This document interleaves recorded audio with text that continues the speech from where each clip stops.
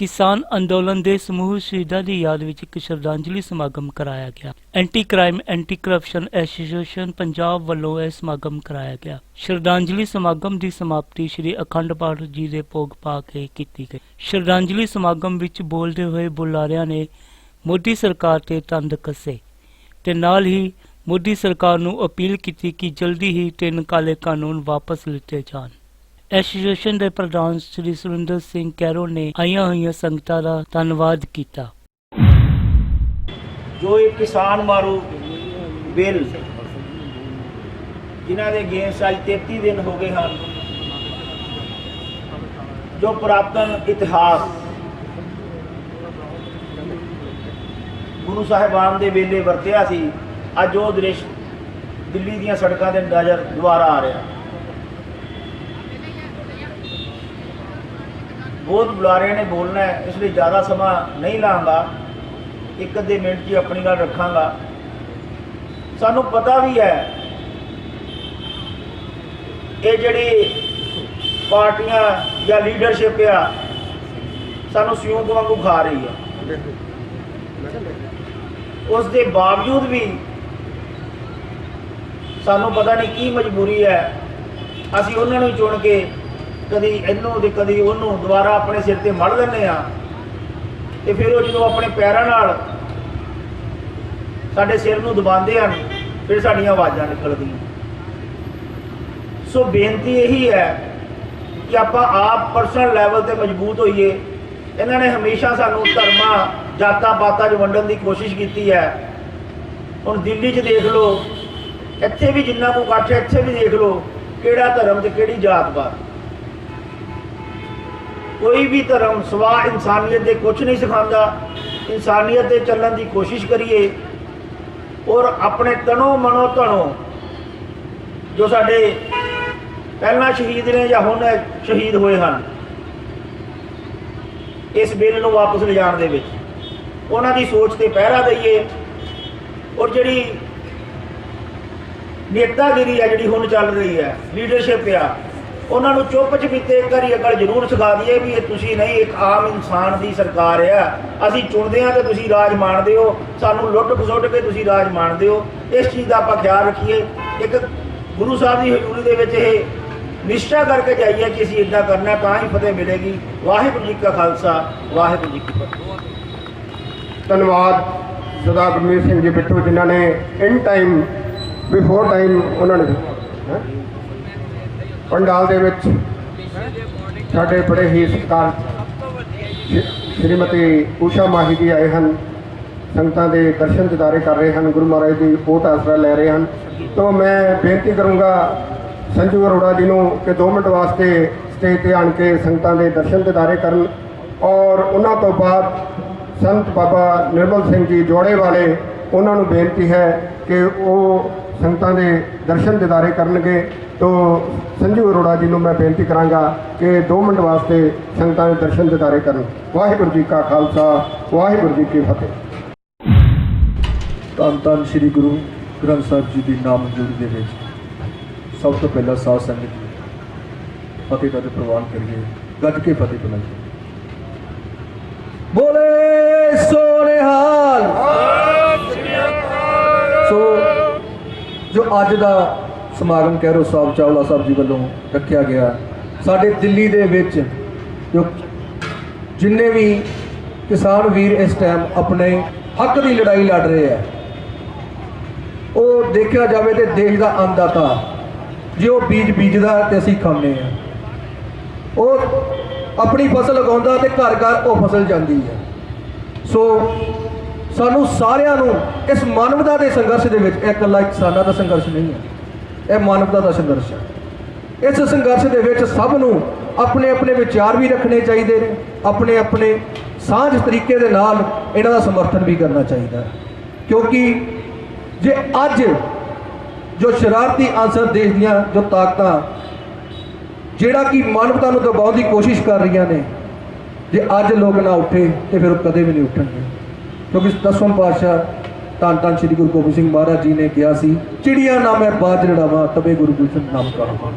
सो अज भी उस गल की लोड़ है, जे ਅਸੀਂ ਸਾਰੇ ਇਕੱਤਰਤ ਹੋ ਕੇ ਇਸ ਮਾਨਵਤਾ ਦੀ ਲੜਾਈ ਦੇ ਵਿੱਚ ਇਕੱਠੇ ਹੋ ਕੇ ਉਸ ਕਿਸਾਨ ਵੀਰਾਂ ਦਾ ਸਹਿਯੋਗ ਕਰੀਏ ਤੇ ਅਸੀਂ ਜੰਗ ਜ਼ਰੂਰ ਜਿੱਤਾਂਗੇ।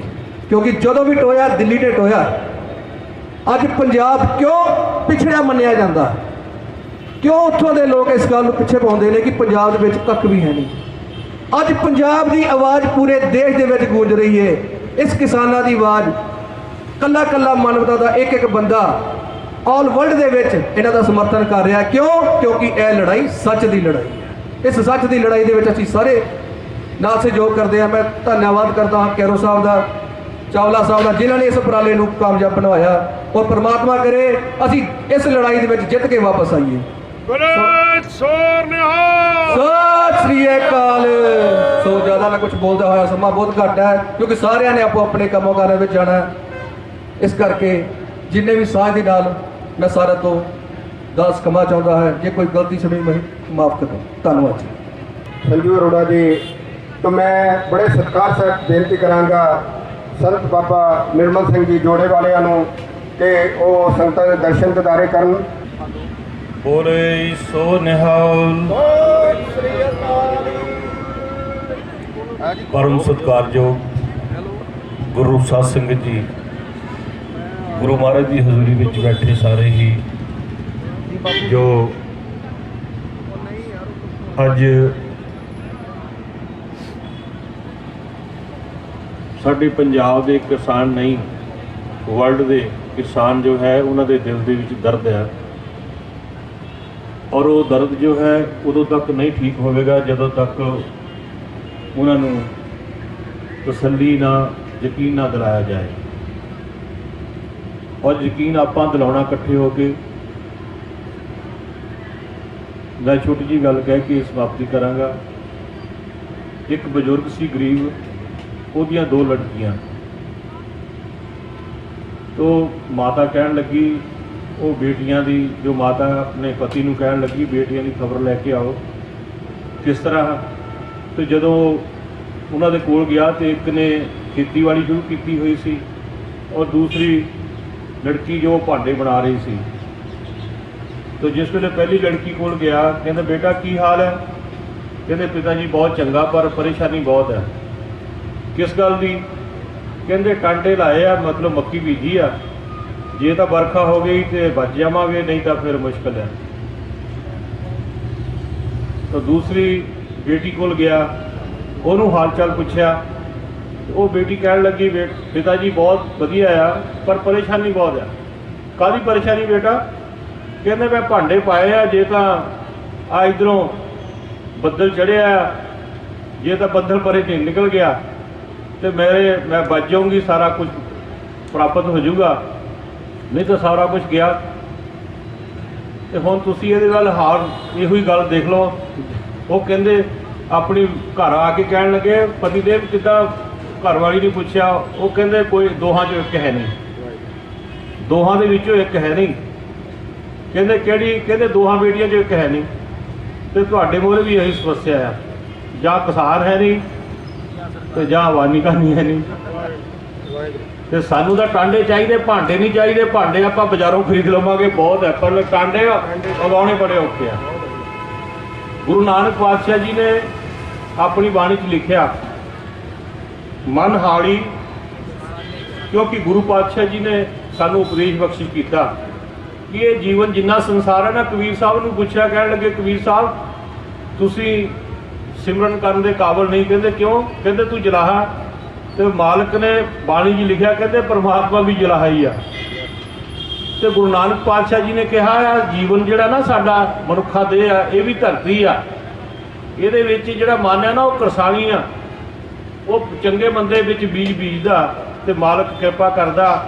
ਤੇ ਮਾਲਕ ਅਖੀਰ 'ਚ ਉਹਨਾਂ ਨੇ ਰਹਾਉ ਦੀ ਪੰਕਤੀ ਦੇ ਵਿੱਚ ਕਿਹਾ ਬਾਬਾ ਮਾਇਆ ਸਾਥ ਨਾ ਹੋਏ। ਆ ਜਿਹੜੇ ਬੈਠੇ ਨਾ ਮਾਇਆਧਾਰੀ, ਕਹਿੰਦੇ ਮਾਇਆ ਸਾਥ ਨਾ ਹੋਏ, ਇਨ ਮਾਇਆ ਜਗ ਮੋਹਿਆ ਬਿਰਲਾ ਬੂਝੇ ਕੋਏ। ਇਹਨੂੰ ਸਮਝਣ ਦੀ ਜ਼ਰੂਰਤ ਆ। ਗੁਰੂ ਨਾਨਕ ਪਾਤਸ਼ਾਹ ਜੀ ਨੇ ਜਾ ਕੇ ਉਪਦੇਸ਼ ਕੀਤਾ ਸਾਰੇ ਵਰਲਡ ਦੇ ਵਿੱਚ, ਕੀਚੇ ਨੇਕ ਨਾਮੀ ਜੋ ਦੇਵੇ ਖੁਦਾਏ, ਜੋ ਦੀਸੇ ਜਮੀ ਪਰ ਸੋਹਸੀ ਫਨਾਏ, दाएं बदौलत कशे बेशुमार न रहेंगे करोड़ी न रहेंगे हज़ार। दमड़ा किसी का जो खर्चे और खाए, देवे दिलावे रजावे खुदाए, होता ना राखे अकेला ना खाए, तहकीक दिलदानी वही पिस जाए। वही सचखंड पहुँचेगा मार दे चरना दे विच जो देवे दिलावे। तो चलते कबूतर जनावर की शौक, कहते खाक हुए कोई पूछे ना नाव, 40 गन जोड़े ना रखियो ईमान, देखो रे कारू होता परेशान। नादानी ये दुनिया व पानी मुकाम, तो खुद चश्मे बीनी है चलना जहान। हर वक्त बंदे ना खिदमत बसार, मस्ती और गफलत में बाजी ना हार। जे तेनू परमात्मा ने दिता तो वंड के खाओ। दुनिया राज करती है प्रजा ते, आ सारे बादशाह प्रजा ते राज करते हैं ना, आ प्रजा ते राज करते हैं, दुखी होंगे असीं सारे। लेकिन राज कित्थे करना चाहिए? गुरु नानक पातशाह जी कहते प्रजा के दिल ते राज करना, वो राजा आ। वो संसार विच राजा आ जिहड़ा दुनिया के दिल ते राज करदा। तो असीं प्रजा ते करते हैं, तो जे प्रजा ते करांगे तो साडा इहो ही हाल होना जो अज तुसीं देख रहे हैं। असीं गए दिल्ली, सारे महापुरुष बस भर के गए। जदों उत्थे दे हालात देखे तो जिथे असी रुके उन्होंने सानू चाह पिलाई, उन्होंने सानू चाह पिलाई। असी साडे कोल 2 क्वांटल घिओ सी, उन्होंने वास्ते असी लैके गए। साडे महापुरुषों ने इकट्ठा किया, संत बाबा संतोष दास जी हिमाचल वाले, 2 क्वांटल घे। और साडे गुरमुखा प्यारे नौजवानों ने 5 बोरियां बादामां दियां और पिन्नियां वगैरह ड्राई फ्रूट भेजा साडे कोल, कहते दे के आओ।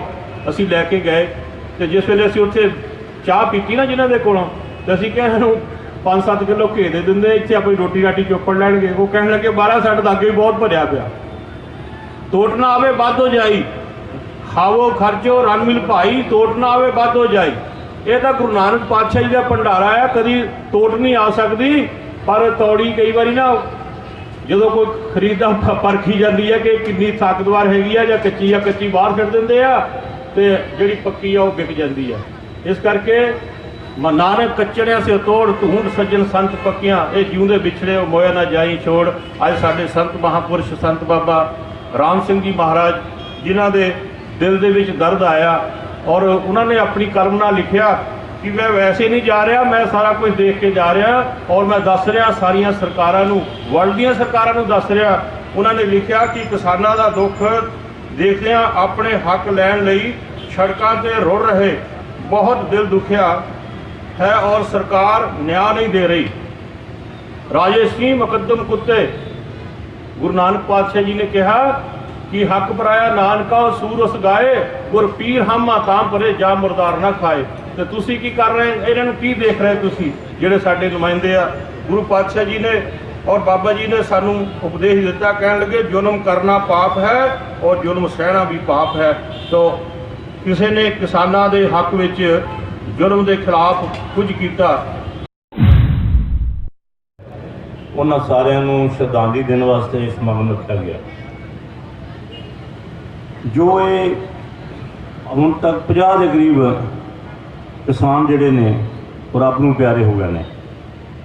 ਇਹ ਸਾਰੇ 50 ਕਤਲਾਂ ਦਾ ਦੋਸ਼ੀ ਯੋਗ ਹੈ ਕਿ ਉਹ ਨਰਿੰਦਰ ਮੋਦੀ ਹੈ, क्योंकि जिसने काला कानून बनाने लग्या बिल्कुल ही किसी की सलाह नहीं लई, कोई पार्लीमेंट में बहस नहीं हुई भी यह कानून की है।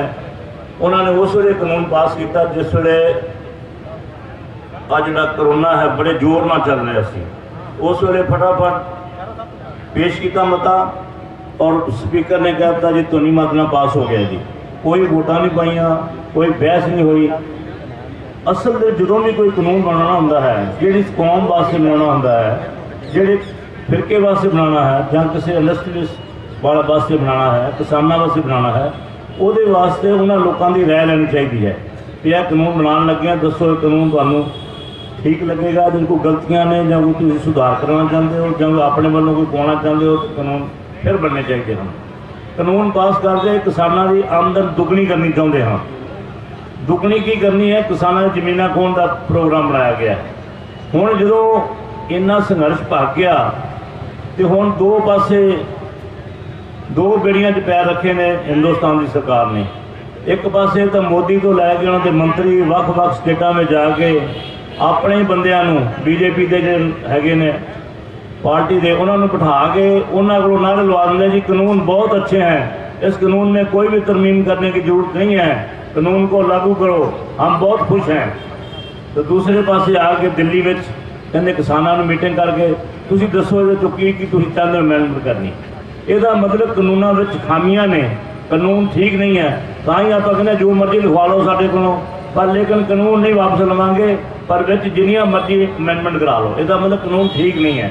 ਜੇ ਠੀਕ ਨੇ ਫਿਰ, ਜੇ ਗਲਤ ਨੇ ਜਾਂ ਠੀਕ ਨੇ, ਤੁਸੀਂ ਐਡੀ ਦੂਰ ਜਾ ਕੇ ਕਿਸਾਨਾਂ ਨੂੰ ਮਿਲਦੇ ਹੋ ਮੱਧ ਪ੍ਰਦੇਸ਼, ਬਿਹਾਰ ਵਿੱਚ, ਯੂਪੀ ਵਿੱਚ, ਉੱਥੇ ਤੁਸੀਂ ਕਿਸਾਨ ਇਕੱਠੇ ਕਰਦੇ ਹੋ। ਤੇ ਦਿੱਲੀ ਵਿੱਚ ਕਿਸਾਨ ਇਕੱਠੇ ਹੋਏ ਹਨ, ਇਹਨਾਂ ਨਾਲ ਗੱਲ ਕਰ ਲਓ। ਐਡੀ ਦੂਰ ਜਾਣ ਦੀ ਕੀ ਲੋੜ ਹੈ?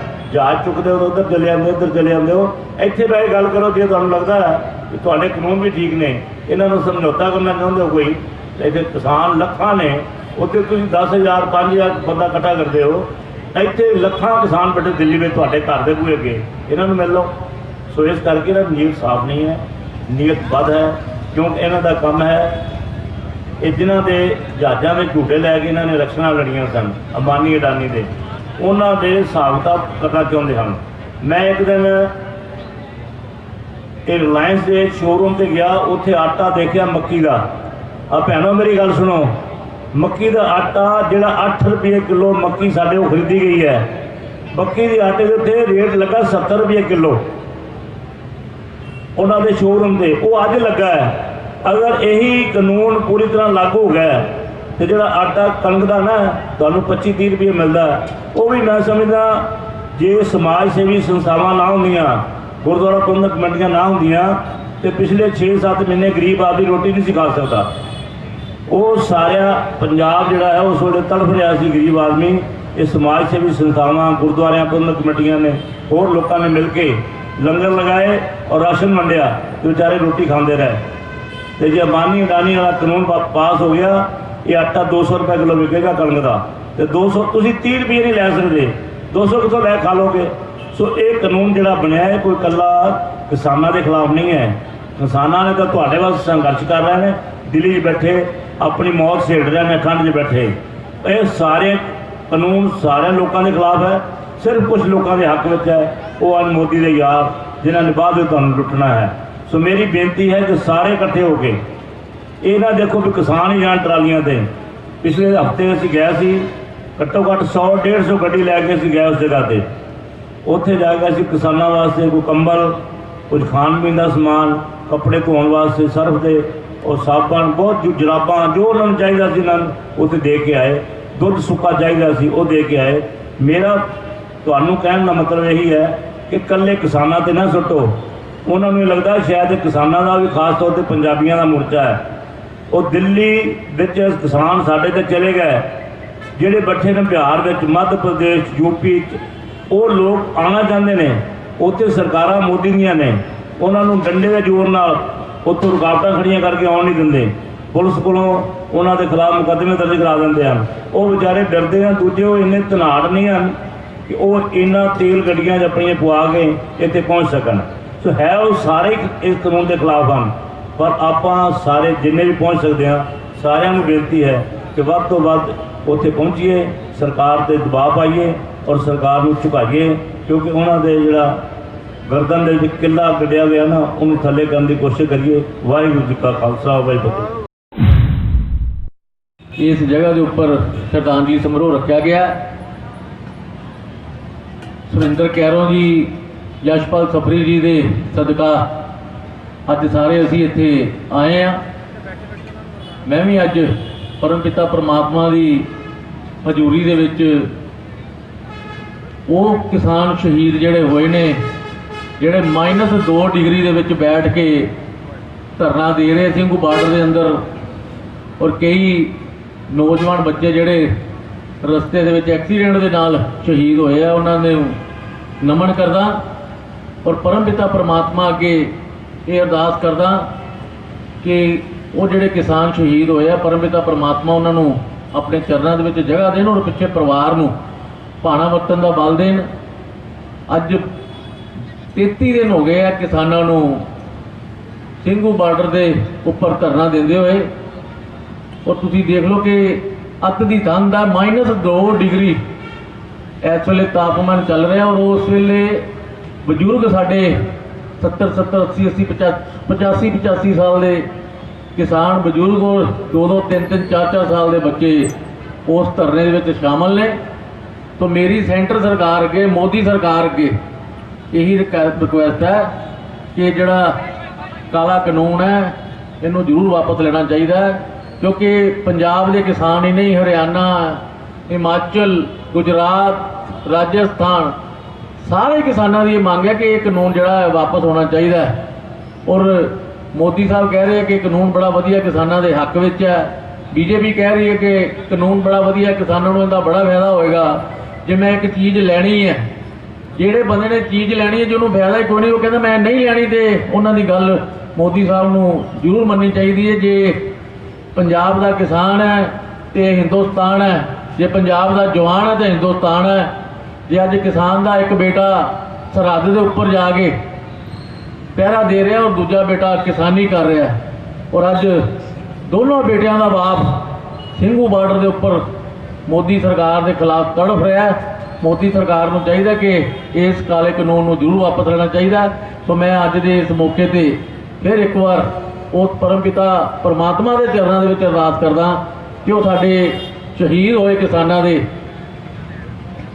किसानों को अपने चरणों के विच जगह देन और पिछे परिवार को भाना वतन का बल देन। वाहिगुरू जी का खालसा, वाहिगुरू जी की फतेह। है वो दूरों नेड़े आए हुए